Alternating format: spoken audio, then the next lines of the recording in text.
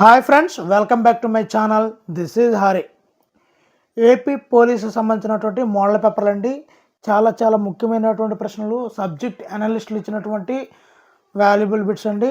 ఇది 15 వీడియో అండి. ముందు 14 వీడియోలు చేసి ఉన్నాను. డిస్క్రిప్షన్లో లింక్ అయితే ఉందండి. అదేవిధంగా ఈ వీడియో చివరిలో మీకు ప్లేలిస్ట్ అయితే కనిపిస్తుందండి. అక్కడ ఆ ప్లేలిస్ట్ని క్లిక్ చేయగానే వరుసగా 14 వీడియోలు కూడా మీకు డిస్ప్లే అవుతాయి. మరి ఎంతోమంది ఈ యొక్క ఏపీ పోలీసుకు సంబంధించినటువంటి హై క్వాలిఫికేషన్ ఉన్న వాళ్ళు కూడా ఈ యొక్క కానిస్టేబుల్కి, ఎస్ఐ అయితే ఎస్ఐకి ఈ యొక్క పోస్టులకి పెడుతున్నారండి. అంటే పోటీ తీవ్రత చాలా ఎక్కువ ఉంది. కాబట్టి దయచేసి గమనించండి. ప్రతి క్షణాన్ని కూడా బాగా ఉపయోగించుకోండి. ప్రతి అడుగు కూడా మనకి లక్ష్యం వైపు ఉండాలి. అడుగు తడబడిందా బతుకు నిలబడదండి. కాబట్టి చాలా జాగ్రత్తగా ప్రిపేర్ అవ్వండి. మీకు తోడుగా నేను ఉంటాను. వీడియో నచ్చితే లైక్ చేయండి. టాపిక్లకు వెళ్ళిపోదామండి. ఈ బిట్లన్నీ కూడా సబ్జెక్ట్ అనలిస్టులు ఇచ్చినటువంటి బిట్లు అండి. ఎక్కడ మిస్ చేయొద్దు, చాలా ఇంపార్టెంట్. ఫస్ట్ బిట్ చూద్దామండి. క్రింది వాటిలో సరైంది ఏది? ఇక్కడ ఆన్సర్ చూసినట్లయితే ఆన్సర్ మీకు టైం వేస్ట్ అని డైరెక్ట్గా ఆన్సర్ చెప్తున్నానండి. ఏ మరియు బి సరైనవండి. ఏ చూద్దామండి. తరిగిపోయే శక్తి వనరులను ఒకసారి వినియోగించిన తర్వాత తిరిగి భర్తీ చేయలేం. అంటే సపోజ్ పెట్రోల్ ఉందనుకోండి, దాన్ని అలా వాడుతున్న కొద్దీ భూమిలో ఉన్నటువంటి పెట్రోల్ అయిపోయిన తర్వాత మరలా తిరిగి భర్తీ చేయలేం. దానికి ఆల్టర్నేట్గా మనకి ఇప్పుడు ఆల్రెడీ మనకి కిరోసిన్ అయిపోయింది, దానికి ఆల్టర్నేట్గా వస్తుంది. సో ఆ బొగ్గు బదులుగా ఆల్టర్నేట్ కరెంట్ వస్తుంది. ఆ విధంగా తరిగిపోయే శక్తి వనరులు అండి ఇవన్నీ కూడా. మరి ఇక్కడ చూద్దామండి, ఆప్షన్ బి కూడా చూద్దాం. తరగని శక్తి వనరులు ఎన్నిసార్లు వినియోగించినా సహజంగానే తిరిగి భర్తీ అవుతాయి. ఫర్ ఎగ్జాంపుల్గా గాలి చూసుకున్నా, నీరు చూసుకున్నా, దానికి బదులుగా మరలా గాలి మొక్కల ద్వారా తిరిగి భర్తీ అవుతుంది కదండి. ఈ విధంగా తిరిగి తరగని శక్తి వనరులని గాలి, నీరు, సౌరశక్తి వీటిని అంటామండి. తరిగిపోయి పెట్రోలు, డీజిల్ ఇలాంటివన్నిటిని. నెక్స్ట్ బిట్ చూద్దామండి. క్రింది వాటిలో తరిగిపోయే శక్తి వనరులకు ఉదాహరణ. ఇప్పుడు ఆల్రెడీ చెప్పాను మీకు. ఆన్సర్ అయితే 1 అండి. బొగ్గు తరిగిపోయేది. ఈ సౌరశక్తి అనేది తరగని శక్తి వనరు అండి. పవన శక్తి కూడా తరగని శక్తి వనరు. సో తరిగిపోయే శక్తి వనరు అంటే బొగ్గు అవుతుంది ఫ్రెండ్స్. నెక్స్ట్ చూద్దామండి. తరగని శక్తి వనరులకు ఉదాహరణ. ఇక్కడ మనకు అన్నీ కూడా తెలుస్తుంది. పవన శక్తి అనేది తరగదు, సౌరశక్తి తరగదు, జల విద్యుత్ శక్తి తరగదు. సో ఆన్సర్ ఆప్షన్ 4 పైవన్నీ అండి. క్రింది వాటిలో సరికాని జత ఏమిటి? ఇక్కడ చూద్దామండి. ఇక్కడ కలప తరిగిపోయే శక్తి వనరు అండి. కలపను వాడుతున్న కొలది తగ్గిపోద్ది. సముద్ర అలల శక్తి తరగని శక్తి వనరు అండి. సహజ వాయువు తరిగిపోయే శక్తి వనరు అండి. ఇక్కడ చూడండి, పెట్రోలియం చూసుకున్నట్లయితే తరగని శక్తి వనరు ఉంది. సరికాని జత ఆప్షన్ 2 పెట్రోలియం తరగని శక్తి వనరు అనేది ఇక్కడ రాంగ్గా జత చేయడం జరిగింది ఫ్రెండ్స్. నెక్స్ట్ బిట్ చూద్దామండి. క్రింది వాటిలో హరిత ఇంధనాలు ఏవి? హరిత ఇంధనాలు అంటే తరగని శక్తి వనరులు అండి ఇండైరెక్ట్గా. సో పవన శక్తి, సౌరశక్తి ఈ రెండు కూడా హరిత ఇంధనాలు అండి. హరిత ఇంధనాలు. నెక్స్ట్ బిట్ చూద్దామండి. క్రింది అంశాల్లో సరైనది ఏది? ఆన్సర్ చూసినట్లయితే ఆన్సర్ ఆప్షన్ 4 పైవన్నీ అండి. శక్తిని అందించే పదార్థాలను శక్తి వనరులు అంటారు, లేదా ఇంధన వనరులు అంటారు. తరిగిపోయే శక్తి వనరుల వినియోగం కాలుష్యానికి దారితీస్తుంది. తరగని శక్తి వనరుల వినియోగంతో ఎలాంటి కాలుష్యం ఏర్పడదు. ఇవన్నీ కూడా అబ్సల్యూట్లీ కరెక్ట్ అండి.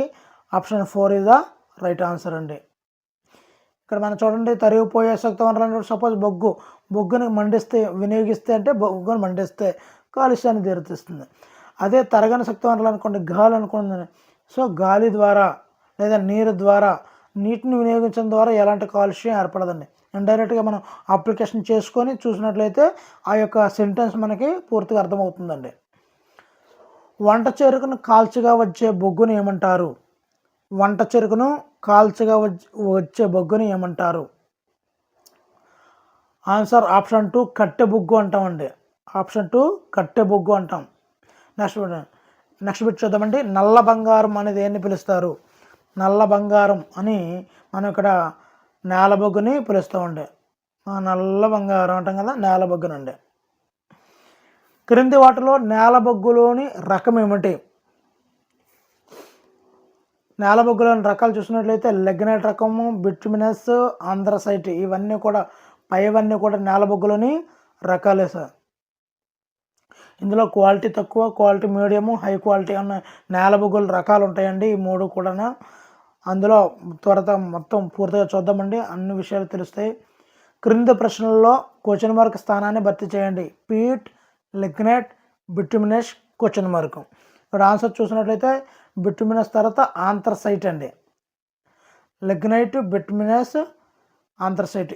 పీట్ కూడా ఇది కూడా ఒక బొగ్గనండి. సో బిట్యుమినస్ తర్వాత ఆంథ్రసైట్ అండి. నెక్స్ట్ బిట్ చూద్దామండి. 60-70% వరకు కార్బన్ కలిగిన నేల బొగ్గు రకం ఏమిటి? 60 to 70.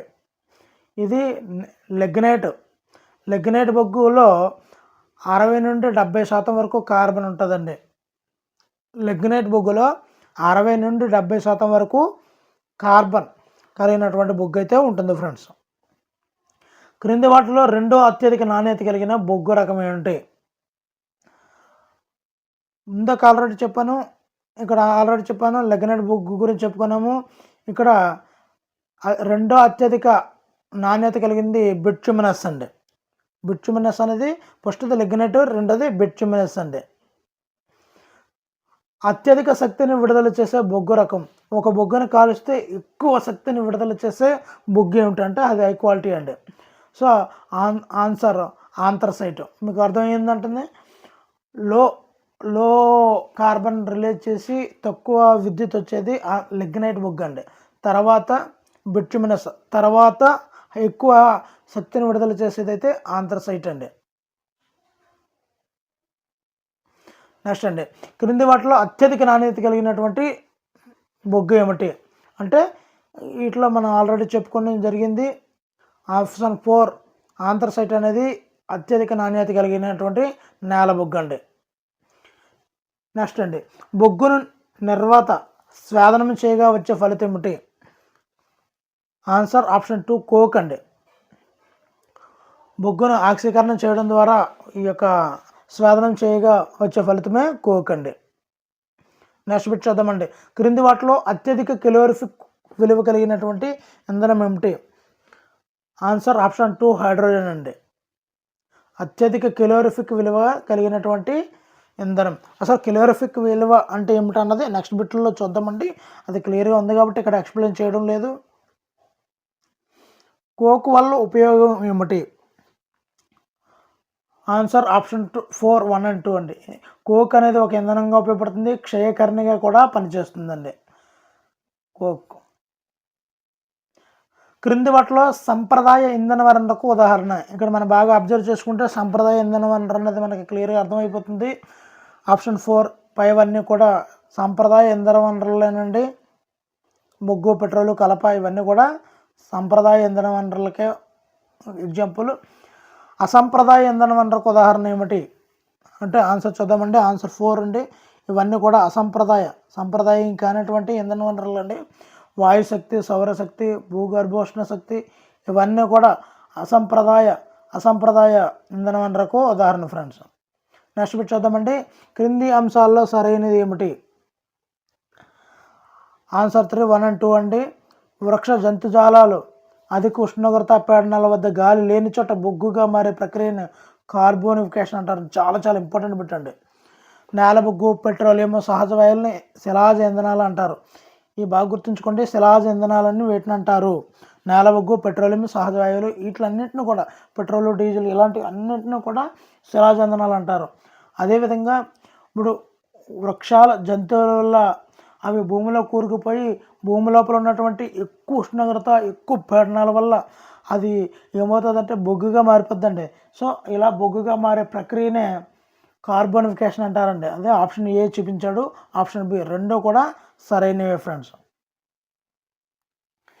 నెక్స్ట్ అండి, ముడి చమురులోని అంటే పెట్రోలియంలో వివిధ అణుఘటకాలను ఏ ప్రక్రియ ద్వారా వేరు చేస్తారు? ఆన్సర్ చూసినట్లయితే ఆన్సర్ ఆప్షన్ 1 అంశిక స్వేదన ప్రక్రియ ద్వారా పెట్రోల్ని తీసుకొని పెట్రోల్ నుంచి కిరోసిన్, డీజిల్, పెట్రోల్ ఇలా అన్ని వేరు అంశంగా ఈవెన్ గ్యాస్తో సైతం అన్నీ కూడా వేరు చేస్తారండి. అలా వేరు చేసే ప్రక్రియని మనం అంశిక స్వేదన ప్రక్రియ అంటామండి. ఆప్షన్ 1 అంశిక స్వేదనం అంటామండి. నెక్స్ట్ బిట్ చూద్దామండి. ముడి చమురు నుంచి ఏ ఉత్పన్నాలను పొందవచ్చు? మరి ఇక్కడ పెట్రోలు, కిరోసిన్ ఉంది, డీజిల్, పెట్రోలియం, తారు, కందెనలు, ఫార్ఫర్ ఇవన్నీ కూడా తయారు చేస్తారండి. ఆప్షన్ 4 పైవన్నీనండి. ఇక్కడ చూడండి, పెట్రోలు, కిరోసిను, డీజిలు, పెట్రోలియం గ్యాసు, తారు, కందెనలు, పారాఫిన్, మైను ఇవన్నీ కూడా ఈ యొక్క పెట్రోలియం నుంచి తయారు చేసేవారండి. ఇవి అంశక స్వేదన ప్రక్రియలో భాగంగా ఇవి తయారవుతూ ఉంటాయండి. నెక్స్ట్ అండి, సహజ వాయువులోని ప్రధాన హైడ్రోకార్బన్ ఏది? సహజ వాయువులోని ప్రధాన హైడ్రోకార్బన్ మీథేన్. బాగా గుర్తుంచుకోండి, ఇంపార్టెంట్ బిట్స్ ఇవన్నీ కూడా మీథేన్. నెక్స్ట్ బిట్ చూద్దామండి. క్రింది వాటిలో సరైంది. ఆన్సర్ ఆప్షన్ 3 1 and 2 అండి, రెండు కూడా అండి. సంపీడిత సహజ వాయువు కాంప్రెస్డ్ న్యాచురల్ గ్యాస్ అండి. సంపీడిత అంటే కంప్రెస్డ్, సిఎన్జి గ్యాస్ అంటాం కదా, ఇప్పుడు మనం ఆల్రెడీ మన యొక్క కారులో ఉపయోగిస్తున్నాం కదా. కంప్రెస్డ్ అంటే కంప్రెస్ చేయబడినటువంటి న్యాచురల్ గ్యాస్ వాహనాల్లో ఇంధనంగా ఉపయోగిస్తారండి. అదేవిధంగా ద్రవీకృత పెట్రోలియం అంటే లిక్విడ్ పెట్రోలియం గ్యాస్ అండి, ఎల్పి గ్యాస్ అండి, వంట గ్యాస్గా ఉపయోగిస్తారు. సిఎన్జి అన్నది బళ్ళల్లో వాడతారు, ఎల్పిజి అనేది వంట గ్యాస్కు వాడతారు. ఈ రెండు కూడా సరైనవేనండి. నెక్స్ట్ బిట్ చూద్దామండి. ఎల్పిజిలలో సహజ ప్రధానమైనటువంటి హైడ్రోకార్బన్ ఏమిటి? ఎల్పిజి గ్యాస్లో ఏమేమి ఉంటాయి అన్నది మనకి క్వశ్చన్ మార్క్ అండి. అందుకే బ్యూటేను, ప్రోపేన్ ఉంటుందండి. బ్యూటేను, ప్రోఫెన్ ఈ రెండు కూడా ఎల్పిజి గ్యాస్లో ప్రధానమైనటువంటి హైడ్రోకార్బన్లు అండి. చాలా చాలా ఇంపార్టెంట్ బిట్స్ అండి ఇవన్నీ. బ్యూటేను, ప్రోఫేను. నెక్స్ట్ బిట్ చూద్దామండి. నేలబొగ్గును పారిశ్రామికంగా శుద్ధి చేయడం ద్వారా పొందే ఉపయుక్తమైనటువంటి పదార్థాలు ఏవి? ఈ యొక్క నేలబొగ్గును మనం శుద్ధి చేయడం ద్వారా ఈ కోల్ గ్యాస్, కోల్ తార్ అనేవి ఏర్పడతాయండి. కోక్ అంటే బొగ్గు అండి, కోల్ గ్యాస్ అంటే బొగ్గును తయారు చేసే క్రమంలో ఏర్పడేదే గ్యాస్ అండి. ఈ కోల్ తార్ అంటే మనం రోడ్లు వేస్తుంటాం కదండి, ఆ సచిత్ర పదార్థాన్ని కోల్ తార్ అంటామండి. ఈ విధంగా నేలబొగ్గు అనేది 3 రకాలుగా విచ్ఛిన్నం చెందుతుందండి శుద్ధి చేసేటప్పుడు. ఆ శుద్ధి చేసే ప్రక్రియలోనే కోల్ తారు, కోల్ గ్యాస్ ఈ 3 కూడా ఏర్పడుతుంటాయండి. కోల్ తారుకు సంబంధించి సరైనది ఆన్సర్ ఆప్షన్ 4 పైవన్నీనండి. ఇక్కడ చూద్దామండి. కోల్ తారు దుర్వాసనతో కూడిన నల్లటి చిక్కని ద్రవం. మనం రోడ్డు మీద చూస్తుంటాం కదండి, కోల్ తారులు రోడ్డు వేసేటప్పుడు ఒక తారును మరబెడుతుంటారు, అదేనండి దుర్వాసనతో కూడినటువంటి నల్లని చిక్కని ద్రవం. ఇందులో సుమారు 200 రకాల కర్బన పదార్థాల మిశ్రమం ఉంది. దీని ఉత్పత్తులను పరిమళ ద్రవ్యాలు, సెంట్లలోను, పేలుడు పదార్థాలు, ప్లాస్టిక్ తయారు, అప్పుడు కొత్తగా ప్లాస్టిక్ ఏమైనా తీసుకున్నా కూడా అదే రకమైనటువంటి వాసన వస్తుందండి. అదేవిధంగా సెంట్లలోను, మనం ఇంట్లో కలర్ అంటాం కదండి, నాప్తాలిన్ గోళీలు, వాటిలో కూడా అండి. అదేవిధంగా పెయింట్ డబ్బాలు ఓపెన్ చేసినప్పుడు కూడా ఇటువంటి కొద్దిగా వాసన అయితే స్మెల్ వస్తుందండి. అందువల్ల పెయింట్ తయారీ పద్ధతిలో కూడా ఈ యొక్క కోల్ తారుని ఉపయోగిస్తుంటారు ఫ్రెండ్స్. నెక్స్ట్ చూద్దామండి. క్రింది వాటిలో ఎల్పిజికి సంబంధించి సరైనది ఏది? ఆన్సర్ ఆప్షన్ 3 1 and 2 అండి. ఎల్పిజిలోని హైడ్రోకార్బన్ వాయువులు మిశ్రమం వాసన లేనిది. కరెక్టే కదండి. ఎల్పిజి లీకేజీని గుర్తించేందుకు వాసన కలిగినటువంటి ఇథైల్ మెర్కాప్టాన్ మరియు వాసన వస్తుంది, మన గ్యాస్ లీక్ అయ్యిందని మనం ఎలా చెప్పగలమండి? సో ఒక రకమైనటువంటి వాయువు వస్తుంది. సో అది లీకేజీని గుర్తించినందుకు వాసన కలిగిన దాన్ని కలుపుతుంటారండి. అదే ఇథైల్ మెర్కాప్టాన్ అండి. దీనిని కలిపి దానిలో యాడ్ చేయడం వల్ల మనకి ఈ యొక్క గ్యాస్ లీక్ అయ్యిందని మనకి తెలుస్తుందండి. అదే మిశ్రమం వాసన లేదనుకోండి, చాలా ప్రమాదాలు, అనర్థాలకి దారితీస్తుంటాయండి. నెక్స్ట్ బిట్ చూద్దామండి. బొగ్గు వాయువు అంటే కోల్ గ్యాస్ ఏ వాయువుల మిశ్రమం? మరి ఆన్సర్ చూస్తున్నట్లయితే hydrogen, methane, carbon monoxide. Coal gas అనేది హైడ్రోజన్, మీథేన్, కార్బన్ మోనాక్సైడ్ ఈ మూడింట్ల మిశ్రమమే కోల్ గ్యాస్ అండి. నెక్స్ట్ బిట్ చూద్దామండి. క్రింది వాటిలో గోబర్ గ్యాస్లోని ప్రధాన వాయువు ఏది? ఆన్సర్ ఆప్షన్ 1 హెక్సేన్ అండి. హెక్సేన్ గోబర్ గ్యాస్ మనకు తెలుసు కదండి. అంతకుముందు ప్రభుత్వం ప్రవేశపెట్టినటువంటి పేడ ద్వారా తయారు చేసినటువంటి సంప్రదాయమైనటువంటి గ్యాసే గోబర్ గ్యాస్ అండి. మరి దీనిలోనే హెక్సేన్ వాయువు ప్రధానంగా రిలీజ్ అవుతుంటుందండి. మరి నెక్స్ట్ బిట్ చూద్దామండి. ఏ పద్ధతిలో సూర్యకాంతిని విద్యుత్ కాంతిగా మార్చవచ్చు అంటే, ఇక్కడ సూర్యకాంతిని అన్నాడు కాబట్టి సోలార్ ఫోటో వోల్టాయిక్ పద్ధతి అండి. సోలార్ ఫోటో వోల్టాయిక్ పద్ధతిలో మనం సూర్యకాంతిని విద్యుత్ శక్తిగా మార్చవచ్చు ఫ్రెండ్స్. మరి నెక్స్ట్ బిట్ చూద్దామండి. 1 కిలోగ్రామ్ ఇంధనం పూర్తిగా దహనం చెందినప్పుడు వెలువరించే ఉష్ణశక్తి పరిమాణాన్ని కెలోరిఫిక్ విలువ అంటారండి. ఆన్సర్ ఆప్షన్ 1 కెలోరిఫిక్ విలువ అంటారు. ఇందాక ఆల్రెడీ చెప్పాను కెలోరిఫిక్ విలువ గురించి మనం మాట్లాడుకోవచ్చు అని.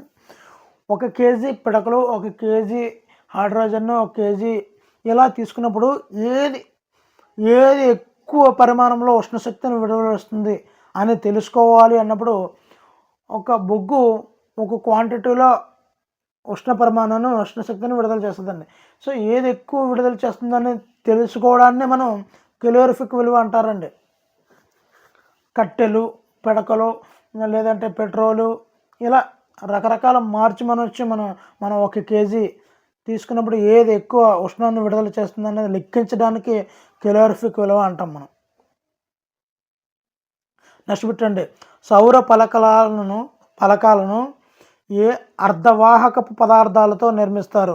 ఈ సౌర పలకలను సోలార్ ప్యానల్స్ వేడితో నిర్మిస్తారంటే సిలికాన్ అండి. ఈ సిలికాన్ చాలా చాలా ఇంపార్టెంట్ అండి. ఇప్పుడు సపోజ్ మొన్న ఆఫ్ఘనిస్తాన్ మీద ఈ యొక్క చైనా యొక్క కన్ను పడ్డదండి. ఎందుకు ఆఫ్ఘనిస్తాన్ మీద చైనాకి అంత ప్రేమ అంటే ఆఫ్ఘనిస్తాన్లో ఈ సిలికాన్ వ్యాలీలు ఎక్కువ ఉన్నాయండి. వాళ్ళకి ఈ యొక్క సౌర పలకలాలు అదేవిధంగా చిప్స్ తయారీలో చైనా చాలా ముందంజలో ఉందండి. అన్ని చిప్స్ కూడా మేడ్ ఇన్ చైనా అంటాం కదా. సో ఆ పలకలాలు ఈ యొక్క సిలికాన్ తాలూకా పదార్థాలు ఎక్కువ ఆఫ్ఘనిస్తాన్లో ఉన్నాయండి. అందు గురించి చైనా తహతహలాడుతూ తను ఆక్యుపై చేసుకోవడానికి, అక్కడ ఉన్నటువంటి ముడి పదార్థాలను కైవసం చేసుకోవడానికి తనతో జట్టి కడుతుందండి. నెక్స్ట్ పెట్టండి. ఏ పద్ధతి ద్వారా సౌరశక్తిలోని ఉష్ణశక్తిని ఒక బిందువు వద్ద కేంద్రీకరించి సోలార్ వాటర్ హీటర్తో నీటిని వేడి చేస్తారు? ఆన్సర్ సోలార్ థర్మల్ పద్ధతిలో అండి. సోలార్ వాటర్ హీటర్తో నీటిని వేడి చేస్తారండి. నెక్స్ట్ పెట్టండి. చిత్తడి నేలల నుంచి ప్రధానంగా విడుదలయ్యే ఇంధన వాయువు ఏది? చిత్తడి నేలల నుండి అండి. మరి మీథేన్తో పెట్టుకుంటే చిత్తరైపోద్దండి. మీథేన్ వాయువుతో పెట్టుకుంటే చిత్తడి నేల చిత్తరైపోద్దండి. అది మీథేన్. ఆ చిత్తడి నేలలు మీదేనండి. నెక్స్ట్ పెట్టండి. గాలిలోని గతిశక్తిని ఏ శక్తిగా మారుస్తాయి? మరి యంత్రశక్తిగా మారుస్తాయండి. ఒక యంత్రం ఏ విధంగా అయితే పనిచేస్తుందో గాలిలో ఉన్నటువంటి గతిశక్తి సో గాలి మరలు తిరగడం ద్వారా భూమిలో ఉన్నటువంటి నీటిని బయటకు లాగి తోడుతుంటాయి. అదేవిధంగా విద్యుత్ శక్తి కింద యాంత్రిక శక్తిగా మారుస్తుంటుందండి. సో కొన్ని దగ్గర విద్యుత్ శక్తి కింద కూడా మారుస్తున్నారండి. కానీ ఆన్సర్ అయితే మాత్రం కూడా యాంత్రిక శక్తి అండి. నెక్స్ట్ అండి. జనరేటర్ యాంత్రిక శక్తిని ఏ శక్తిగా మారుస్తుంది? ఇక్కడ జనరేటర్ అని ఇవ్వచ్చు, లేదంటే మోటార్ ఇవ్వచ్చు అండి, డైనమో అని ఇవ్వచ్చు అండి. జనరేటర్ అని ఇవ్వవలసిన అవసరం లేదు. జనరేటర్ అంటే మనకి తెలుసు. అదే డైనమో అని ఉన్నాడు అనుకోండి కన్ఫ్యూజ్ పడతామండి. ఆల్రెడీ గత వీడియోలో చెప్పాను షార్ట్కట్ ఎవడై అని. ఏ అంటే యాంత్రిక శక్తి, వి అంటే విద్యుత్ శక్తి, డై అంటే డైనమో. ఇక్కడ జనరేటర్ అన్నది డైనమోని చూస్తుందండి. జనరేటర్ యాంత్రిక శక్తిని విద్యుత్ శక్తిగా మారుస్తుందండి. షార్ట్కట్ అయితే ఎవడై. యా అంటే యాంత్రిక శక్తి, వా అంటే విద్యుత్ శక్తి, డా అంటే డైనమో అంటే జనరేటర్ ఇక్కడ. నెక్స్ట్ పెట్టండి. ట్రాన్స్ ఎస్టరిఫికేషన్ ప్రక్రియ ద్వారా నూనెల నుంచి తయారు చేసే ఇంధనాన్ని ఏమంటారు? నూనెల నుంచి తయారు చేసే ఇంధనాన్ని బయోడీజిల్ అంటారండి. బయోడీజిల్. ఓకేనండి. ఆల్రెడీ చెట్ల ద్వారా తయారు చేస్తున్నారు కదండి బయోడీజిల్ మొక్కలు. సో ఈ విధంగా బయోడీజిల్ అంటారండి. నెక్స్ట్ బిట్ చూద్దామండి. తీపి మొక్కజొన్న గడ్డి చెరకు నుంచి సేకరించిన గ్లూకోజ్ని కిణ్వ ప్రక్రియకు గురి చేసి తయారు చేసే ఆల్కహాల్ని ఏమంటారు? బయో ఇథనాల్ అంటారండి. బయో ఇథనాల్ అంటారండి. ఇక్కడ చూడండి, మళ్ళీ చెప్తున్నాను. తీపి మొక్కజొన్న గడ్డి చెరకు నుంచి సేకరించిన గ్లూకోజ్ను, ఆ గ్లూకోజ్ని ఏం చేస్తారు? నిల్వ ఉంచుతారు, కిణ్వ ప్రక్రియకు గురి చేస్తారు. తర్వాత తయారు చేసినటువంటి ఆల్కహాల్ను బయో ఇథనాల్ అంటారండి. Bio ethanol. నెక్స్ట్ బిట్ చూద్దామండి. క్రింది వాటిలో గ్యాసోహల్ వేటి మిశ్రమం? గ్యాసోహల్ అంటే ఇక్కడ పెట్రోల్ ఇథనాల్ మిశ్రమాన్ని గ్యాసోహల్ అంటారండి. పెట్రోల్ ఇథనాల్ మిశ్రమాన్ని గ్యాసోహల్ అంటారండి. మనం లాస్ట్ బిట్ చూద్దామండి. 90% పెట్రోల్ 10% ఇథనాల్ మిశ్రమాన్ని దేనితో చూస్తారు? 90% పెట్రోల్ 10% ఇథనాల్ మిశ్రమాన్ని దేనితో చూస్తారు? Answer option 2 E10. E10తో చూస్తారండి. మరి వీడియో నచ్చితే తప్పనిసరిగా లైక్ చేయండి. ఇలాంటి మరిన్ని వీడియోల కోసం ఛానల్ సబ్స్క్రైబ్ చేసుకోండి. Thank you for watching. Me Hari signing out.